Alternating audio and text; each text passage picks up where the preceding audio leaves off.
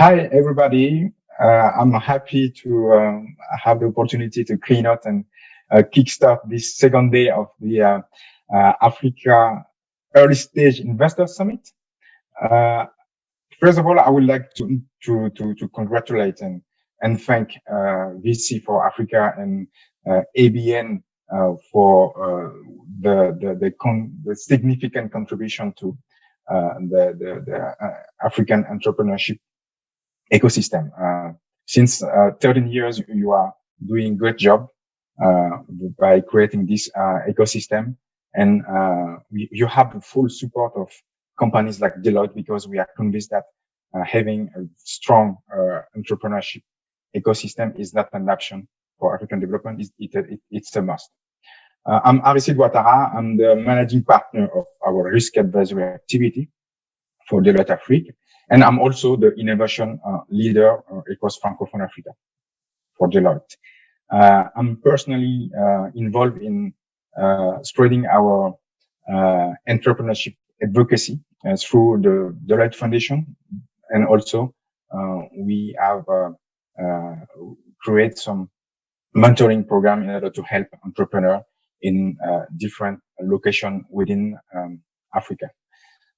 So the timing of the summit is perfect because we have just released 1 month ago the new edition of our Africa CEO survey in partnership with Africa CEO Forum of Jeune Afrique. So it's a very interesting opportunity to share with you the agenda of African business leader. And as investor, I think it's very important for you to know their priorities, their challenges, and where they see opportunities within Africa. So as you can see, this is a unique survey because we have covered both. It's a Pan-African survey. Even we have a high percentage of West African CEO, but all Africa has been covered, and we also have covered different size of businesses. We've responded from small or medium company enterprise to Pan-African and big corporation, and we also have different type of ownership from family office to public state companies, and we have a very high diversity of sector that will give more accuracy on the different figure that we will present. But you can imagine that before moving forward, this survey has been impacted by the current outbreak. And for your record, we have started the study the beginning of the end of 2019 and the beginning of 2020. So the outbreak wasn't still there. But we have started to collect the data, and then we have organized a second step of collection in order to capture the lesson, the first lesson learned from the COVID-19. So I will also have start by a specific focus on the COVID-19 because it's very important for you investor to also see how the business leader are seeing the impact and the next step regarding the COVID-19 crisis. So regarding this COVID-19 crisis, we have two main points. The first is naturally the fact that the COVID-19 has a major impact on the perception of the African business leader, and you will see a slight change between their vision before and after, especially on a short-term basis. And the second aspect is more positive because the emergency measure that they have implemented during the crisis also shows some interesting areas for opportunity. And we'll talk about that later.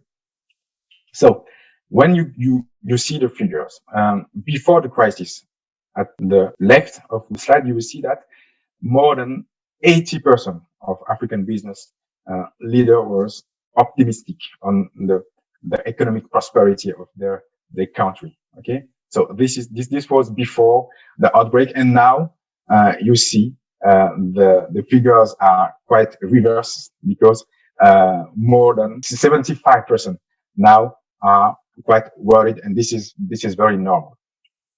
And then, if we go further in the analysis and by sector, you will see that before the crisis, you had energy, financial services, and consumer business sector that they were the most optimistic sector industry in the economic outlook. And when then after the crisis, the level of confidence were really lowered by the crisis. So when we asked the leader the vision on the impact of the COVID-19 on their revenue, for example, 95% found that the pandemic will have negative impact, and even 74 thought that the impact will be very negative on the impact. But the positive information there is when we ask the leader on the recovery compared to other parts of the globe, our business leader are quite optimistic. Okay, because they are thinking in the majority that we'll have recovery in the first quarter of 2021. Okay. In the crisis, you have some winners and you have some losers. And from the survey, we can see that food, life science, and education business leader are the most optimistic. They are seeing good trend and opportunity from the crisis compared to financial services and energy that are less optimistic about that. The outbreak has been also a very interesting opportunity to implement new or to accelerate some initiative such as the digitalization, for example, and also the implementation of new way of working. This outbreak has in some way disrupted, accelerated disruption in this area, and we will come later on that on the innovation part of the of my keynote. Okay, so to see the agenda of the CEO, we have performed our analysis on the survey on 6 areas. The first one will be the strategy, and then we will also see how they are dealing with governance. The third part will concern financing issue. We will also address the innovation part, the talent, and also the impact. So on the strategy, we have 4 major lessons that learn from this survey regarding the opinion of the business leader on the strategy. The first one is that they are increasingly confident about the long-term growth of the continent, despite on a short-term basis some challenging in the COVID-19 outbreak, but globally the business leader have an increased confidence about the continent long-term growth. So this is a good news for you, and you will see in the figure behind that the proportion of confidence have increased compared to the previous edition. Okay. The second element is the necessity, the need to standardize and consolidate the African ecosystem. Okay, and on this part, the business leader are requiring the help of the public authority for more cooperation, and because if there is not this cooperation, it will be difficult for private sector to implement effectively the strategy. And you also have some and very interesting information that the public sector also are aware of. They need to be more more contributive to the society. So they also need to be more cooperative with the public, with the public authorities in order to achieve their strategy. And also the last strategy is to be able to define a real African business model. Because we have our own specificities, and we need to have entrepreneur approach and very pragmatic approach that is linked to our specificities. And in terms of concrete figures, as I explained previously, on the global view regarding the economic outlook, as you see, 80% was confident in 2020, compared to 73%. And you have also the very interesting view of on the business climate, quality, and infrastructure, because compared to 2019, you have a very good increase in the business climate, in the infrastructure, and you have you have also some very interesting messages from they confident to the long-term outlook in Africa. And this slide is quite interesting, but raise some interesting question, because you have in terms of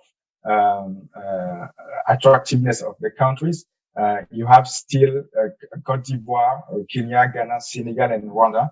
They are still the most attractive, and but you have still Ivory Coast topping this ranking, despite the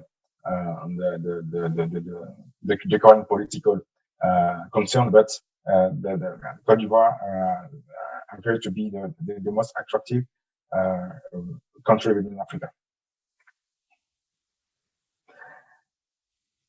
So now, when we deal with governance, the most important point here is the promotion of independence and parity on board of director.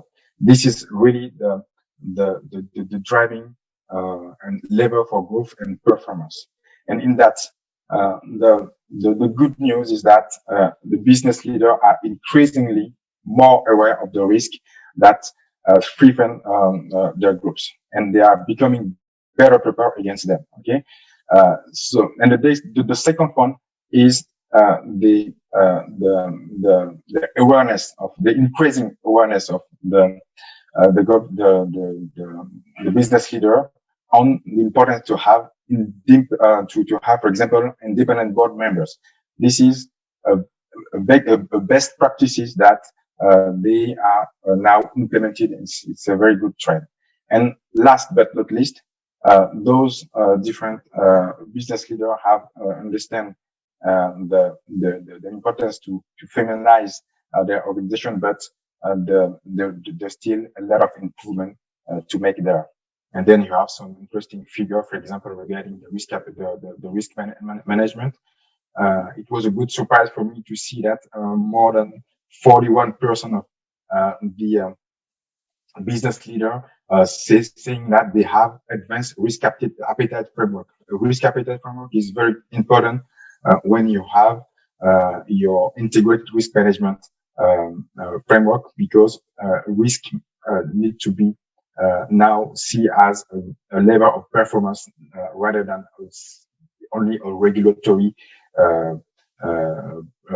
burden. Okay, so this is a very interesting information from the business leader. And also we can see that they are most concerned on classical risk, for example, financial and operational risk. What is quite surprising there is the low level of cyber risk, because we will talk about that later. But at the same time, the business leader are talking about digitalization, but they are lowering the importance of cyber risk. Okay, so this is quite surprising. But can take away here is that the business leader are still concerned by classical risk figures. And regarding here, you can see the good evolution on the usage of independent board member. Okay.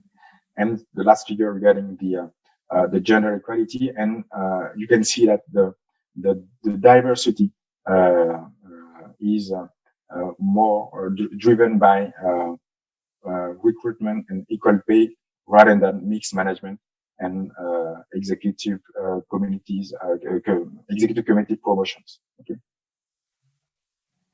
So now the third topics on financing would be interesting for you, and we have different interesting message from the studies. The first one is a positive feeling from the business leader, because they think that the entrepreneurial ecosystem is benefiting to more access to financing. Okay, and also there is an increasing interest in private equity solution. So this is a very interesting information for you, because the business leader think that, for example, private equity is a very interesting way to access to finance. And however, they think that the level of the financial ecosystem, the maturity of the financial ecosystem, still limits their business growth potential. Okay, and especially as regard the small and medium companies that are the heart of the African economy. They really continue to suffer to some lack of internal governance, and that don't allow them to provide sufficient guarantees to the lenders.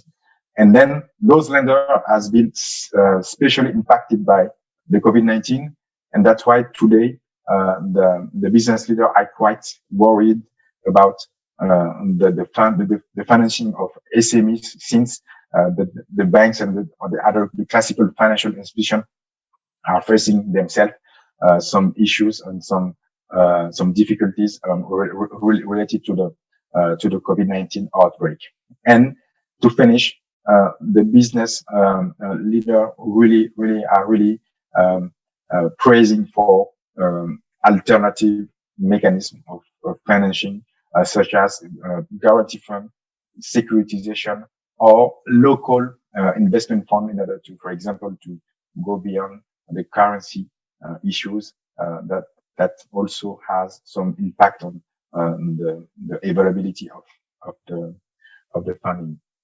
So as I explained, you have some very interesting figure. As you see, private equity has made a very interesting jump between 2019 and 2020. Their interest in private equity has doubled between the two editions. So this is a very good news for you. And when you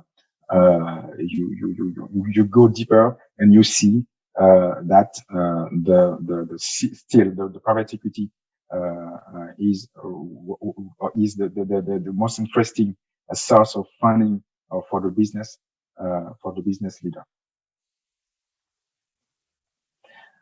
Now, regarding innovation, the most important information there is the need to strengthen the public and private cooperation. So that will accelerate the diffusion of innovative and interesting digital transformation on the continent. So they have different interesting information from there. The first one is that the continent has its own characteristics and specificities, and that will ease and accelerate the innovation, adoption, and diffusion. And those, I'm running out of time, so I will go quickly on the last topics. One of the key points, the key element also was to have a very important support of the public authorities, and they need to work with the private sector in order to create this ecosystem, in order to ensure that we will have this innovation ecosystem that is working within Africa. The next topic is impact.